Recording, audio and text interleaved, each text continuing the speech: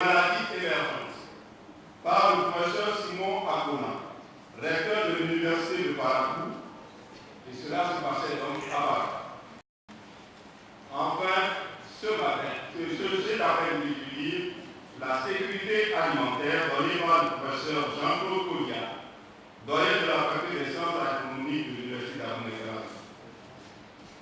Les objectifs poursuivis par le Centre Béninois de la recherche scientifique, en organisant la journée de la renaissance scientifique de l'Afrique, sont essentiellement 1. D'inciter la communauté scientifique nationale à contribuer activement par les résultats de ces travaux à la résolution des problèmes majeurs du développement et de créer une plateforme d'échange entre chercheurs pour le progrès scientifique national et international.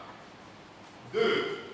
Encourager les étudiants de nos entités universitaires à s'investir dans le domaine de la recherche afin d'assurer la relève. 3. Montrer à la communauté nationale et internationale que les hommes et femmes de notre pays font de la recherche scientifique et font des efforts dans ce domaine afin que, naturellement, tous les problèmes économiques et sociaux de notre pays soient résolus.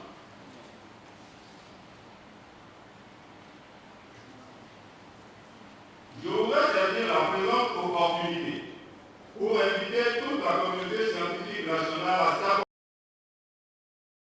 en participant massivement à sa préparation, à son organisation, aux différents concours qui se présenteront les prochaines fois. Nous sommes d'ailleurs en cours l'avantage des universités à la célébration de la journée de la renaissance scientifique de l'Afrique. Dans cette logique, il n'est pas exclu que la prochaine édition se déroule à Parakou pour l'incitation des enseignants, chercheurs et étudiants de l'université de Parakou et toute la population de la zone septentrionale de notre pays pour ce qui concerne le domaine de la recherche scientifique.